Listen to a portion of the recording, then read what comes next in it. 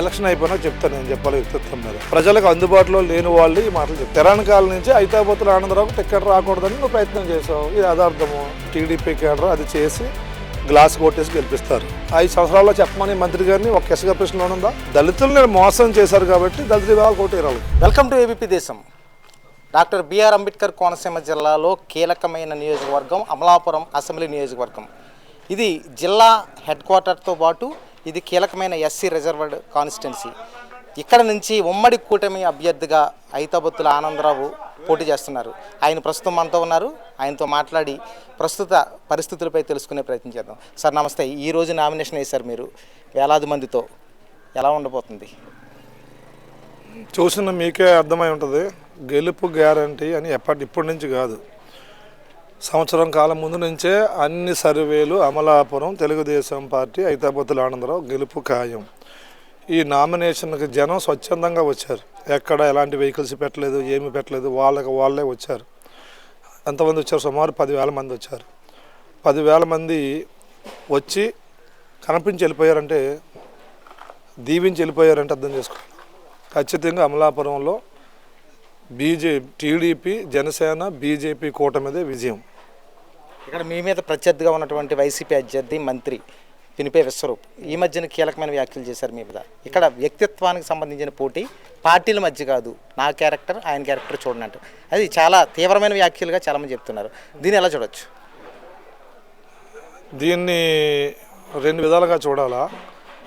ఒకటి, 5 సంవత్సరాలు ఒక నియోజకవర్గంలో మంత్రిగా అధికారంలో పనిచేసిన వ్యక్తి, నేను అభివృద్ధి చేశాను, ఫలానా నిర్మాణం చేశాను, ఫలానా ప్రాజెక్ట్ తీసుకొచ్చాను, ఫలానా డెవలప్మెంట్ చేశాను, నా వల్ల అమలాపురం స్వరూపం మారిపోయింది అని చెప్పుకోవాలి యాక్చువల్గా. అవి ఏమీ చెప్పకుండా, రెండోది మా నాయకుడు జగన్మోహన్ రెడ్డి అమలాపురానికి వచ్చేసాడు, ఇది చేశాడు అని చెప్పుకోవాలి. ఇవేమీ చెప్పుకోవట్లేదు. ఇదే మంత్రి 2 సంవత్సరాల కిందట అమలాపురంలో ఎస్సీ సబ్ ప్లాన్ మీద ఒక సమావేశం పెడితే ఎస్సీలు బాయ్కాట్ చేశారు. దాన్ని బట్టి వ్యక్తిత్వం ఏంటో మీకు అర్థం అవ్వాలి. అంటే దళితులంతా మీ పక్షాన ఉంటారనుకోవచ్చా? అంటే వైసీపీకి బ్రాండ్ మార్క్ దళిత ఓటు బ్యాంకు, ఇది కూటమి దొరికి మళ్ళీ అవకాశాలు ఉన్నాయనుకోవచ్చా? పూర్తి అవ్వలేదు. ఆయనకు అవి ఏమీ లేవు కాబట్టి, ఏవి గొప్పగా చెప్పుకోవడానికి పరిపాలనలో, అభివృద్ధిలో ఆయన చేసినటువంటి పనుల్లో ఏమీ లేవు కాబట్టే వ్యక్తిత్వం అంటున్నాడు. అంటే ఇప్పుడు ఒక నాయకుడి వ్యక్తిత్వాన్ని ప్రజలు ఎలా చూస్తారంటే, అతను పడే కష్టాన్ని బట్టి, అతను అందుబాటులో ఉండే విధానాన్ని బట్టి, అతను చేసే డెవలప్మెంట్ని బట్టి వ్యక్తిత్వం చూస్తారు తప్ప ఇంక దేని బట్టి చూస్తారు వ్యక్తిత్వం? రాజకీయాల్లో ఇది రాజకీయం. ఇది రాజకీయాల్లో వ్యక్తిత్వం అంటే సేవ, వ్యక్తిత్వం అంటే డెవలప్మెంట్, వ్యక్తిత్వం అంటే ఒక ప్రాంతం స్వరూపాన్ని అద్భుతంగా అందంగా మార్చగలగటం. అది కాకుండా ఈయన ఎప్పుడు అధికారంలో ఉన్న, గతంలో మంత్రిగా ఉన్నాడు, పెద్ద గొడవలో. దానికి కారణం నువ్వే కదా, పబ్లిక్ కాదు కదా. అమాయకులు బలైపోయారని నువ్వే అన్నావు కదా. మరి ఇవన్నీ ఎవరి చేతిలో ఉన్నాయి? మీ చేతిలో ఉన్నాయి కదా, మీరే కదా చేయాలి. అందుకని వ్యక్తిత్వం అనేది ప్రజలు రేపు నిర్ణయిస్తారు. అందుకే ఆయన వ్యాఖ్యలు చేశాడని నేను ఇప్పుడు దాని మీద సీరియస్ కామెంట్లు చేయను.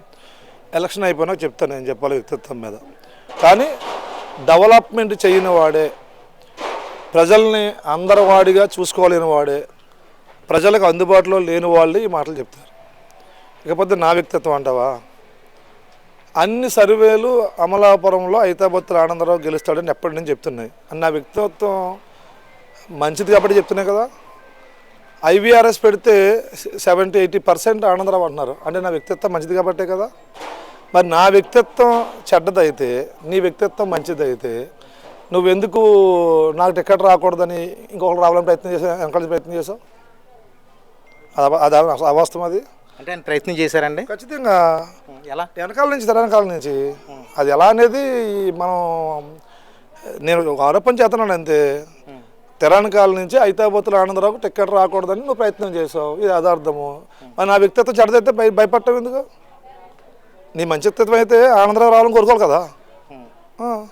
అంటే మరి మీ పార్టీలోంచి ఆయన ఇంకొక వ్యక్తికి రావాలని ప్రయత్నం చేస్తే కనుక మీకు ప్రత్యర్థి ఎవరైపోవచ్చు? కాదు, ఏ పార్టీ అని కాదు, ఆ పార్టీయా ఈ పార్టీయే కాదు, ఐతాబోతుల ఆనందరావుకు రాకూడదు. ఇంకెవరికి వచ్చినా పర్లేదు, ఏ పార్టీకి వచ్చినా పర్లేదు, వేరే ఏ పార్టీకి వచ్చినా పర్లేదు. ఆటంకాలన్నీ తొలగిపోయినాయి కదా. అందుకే అన్నాను, నా వ్యక్తిత్వం మంచిది కానప్పుడు, నా వ్యక్తిత్వం ప్రజలు నచ్చినప్పుడు నువ్వు భయపడటం ఎందుకంటాను నేను. ఇప్పుడు ఆ మాట అంటావు ఎందుకంటాను నేను. ఇప్పుడు జనసేన ఇన్ఛార్జ్ ఇక్కడ నుంచి పార్టీ నుంచి వెళ్ళిపోయాడు, వేరే వైసీపీలో చేరిన పరిస్థితి ఉంది. మరి జన సైనికులు ఓటు బ్యాంక్ అంతా కూడా ఉమ్మడి కూటమికి షేర్ అయ్యే పరిస్థితి ఉందనుకోవచ్చా? ఇప్పుడు రాజోలు గన్నవరంలో చంద్రబాబు నాయుడు గారు ఏం చెప్తారో టీడీపీ కేడర్ అది చేసి గ్లాస్ కొట్టేసి గెలిపిస్తారు. అమలాపురంలో పవన్ కళ్యాణ్ గారు ఏం చెప్తారో అది విని సైకిల్ కొట్టేసి గెలిపిస్తారు. ఇది అందరికీ తెలిసినటువంటి ఓపెన్ ఇది ఇష్యూ. ఇది దీంట్లో వివాదం ఏముంటుంది? వ్యక్తిత్వం గురించి మాట్లాడడానికి కారణం ఇది కేవలం ఎన్నికలలో భాగంగా, వ్యూహంలో భాగంగా అనుకోవచ్చా?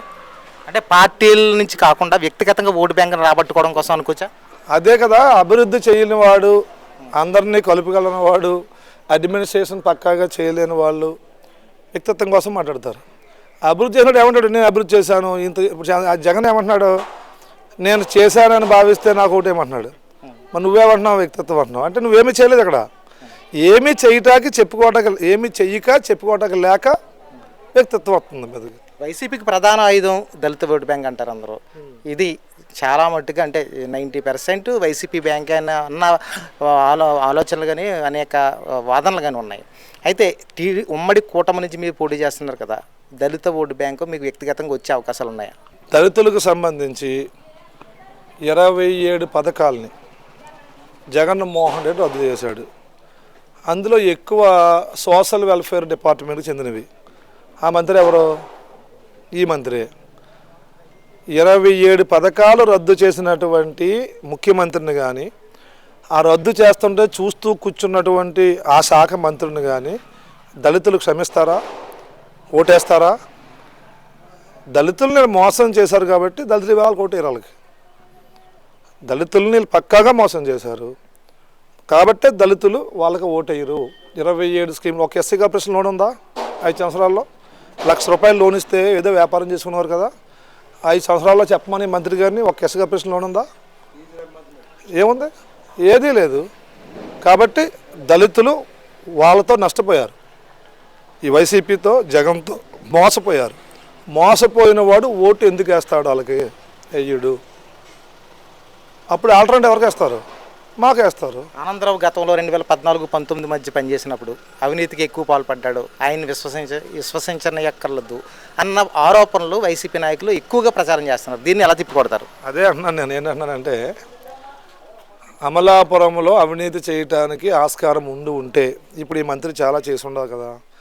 ఒకవేళ నేను చేస్తుంటే 5 ఏళ్ళు ఈ మంత్రి నా అవినీతి నిరూపించకుండా ఏం చేస్తున్నాడు చెప్పు. ఇంకో ఆనందరావు చేశాడు, అది చేశాడని ఈ పార్టీ నిరూపించాలి కదా. ఎక్కడ నిరూపించాడా? సరే, మీరున్నారు కదా, ఆయన 2019 నుంచి 2024 వరకు పదవిలో ఉన్నారు. ఆయన అవినీతికి సంబంధించిన ఆరోపణలు మీరైనా చేయొచ్చు కదా. ఇప్పుడు మొన్న ఛాలెంజ్ చేశాను నేను, అవినీతి విషయంలో రేపు మా గవర్నమెంట్ వచ్చిన తర్వాత ఆయన కోరుకున్న అధికారిని ఎంక్వైరీకి వేస్తాము. వేసి ఏదైతే చంద్రబాబు గారు సభలో చేశారో ఆరోపణలు నేను చేశానో అవన్నీ నిరూపిస్తాము. అలాగే మీరు నిరూపించి ఉండాలా. హైదరాబాద్లో ఆనందరావు మంచివాడు కాబట్టి జనం నన్ను కోరుకుంటున్నారు, అవినీతి చేయలేదు కాబట్టి జనం నన్ను కోరుకుంటున్నారు. ఒకటి గుర్తుంచుకోను, ఒకటే చెప్పగలను నేను. మీరు 2 సార్లు మంత్రి చేసి ఒకసారి ఎమ్మెల్యే చేస్తే మీకు ఎంత పేరుందో, ఒక్కసారి ఎమ్మెల్యే చేసి నాకు అంతకంటే ఎక్కువ పేరుంది. అంటే ఎవరు మంచివాళ్ళు? నేను ఖచ్చితంగా నిజాయితీగా నీతోంతగా పరిపాలన చేశాను. ఒక్కళ్ళు చెప్పమను, 5 రోజులు ఏళ్ళు చెప్పమను అవినీతి చేశానని కానీ ఏదైనా చేశాను కానీ. నా పరిపాలన ప్రజలందరికీ సంతోషాన్ని ఇచ్చే పరిపాలన. నా పరిపాలన పేదవాడికి, సామాన్యుడికి భరోసా ఇచ్చే పరిపాలన. పేదవాడు, సామాన్యుడు నన్ను వచ్చి డైరెక్ట్గా కలవగలని నమ్మకం ఉంది. నేను కలవలేరు. ఆనందరావు ఉంటే సామాన్యుడు, పేదవాడు డైరెక్ట్గా వెళ్ళి కలిసి తన బాధ చెప్పుకొని పరిష్కారం సమస్యకు పొందవచ్చు. ఈయనైతే కలవటానికి కుదరదు. అదే క్వార్టర్ అడ్డు ఉంటుందా? ఎవరైనా వ్యక్తిత్వం ఇదే వ్యక్తిత్వం. ఎవరు అడ్డు ఉంటారు? వ్యక్తిత్వం ఇది. నా వ్యక్తిత్వం ఆ లైన్ క్లియర్ చేస్తుంది, నీ వ్యక్తిత్వం దానికి అడ్డం కలిగేస్తుంది. సరే, అమలాపురంలో ప్రధానంగా అమలాపురం నియోజకవర్గంలో ఓడల రేవు కానీ ఎస్యానం కానీ ఇది చమురు సంస్థలకు నిలయం, క్షేత్రాలు ఉన్నాయి. ఇక్కడ వచ్చే ఆదాయం ఆ స్థాయిలో స్థానికంగా అయితే కేటాయించట్లేదన్న ఆరోపణలు అయితే ఉన్నాయి. ఏ ప్రజాప్రతినిధి వచ్చినా కూడా ఇక్కడ మౌలిక వసతులతో పాటు ఉద్యోగాల విషయాలు కూడా చాలా వెనుకబాటుకు గురవుతున్నారన్న ఆరోపణలు ఉన్నాయి. అయితే ఇవి అన్నీ కూడా ఎవరు వచ్చినా ఇదే మా పరిస్థితిని ప్రజలు పెదవి విరిచే పరిస్థితి కనిపిస్తుంది. మీరు వస్తే ఏం చేస్తారు? ఇప్పుడు ఉద్యోగాలు అంటే నేను ఈ అబ్బాయిని పంపుతున్నాను పెట్టేసుకోమని చెప్పే ఉద్యోగాలు పెద్దగా ఉండవు. ఓఎన్జీసీలో కానీ గెయిల్లో కానీ ఖచ్చితంగా రిటర్న్ టెస్టులు రాయాలా. స్కిల్డ్ పర్సన్స్ ఉన్నా కూడా న్యాయం జరగట్లేదు. నా మాట రిటర్న్ టెస్టులు రాయాలా. ఆ రిటర్న్ టెస్టులు రాయడానికి అవసరమైనటువంటి సపోర్ట్ మనం ఇవ్వాలి. నెంబర్ 1. నెంబర్ 2, ప్రాజెక్ట్ వస్తుంది. ప్రాజెక్ట్ టైంలో ఒక 1 ఇయర్ 2 ఇయర్ ఉంటుంది ప్రాజెక్ట్. ఆ టైంలో ఖచ్చితంగా స్థానికులకి అవకాశం ఇవ్వాలి.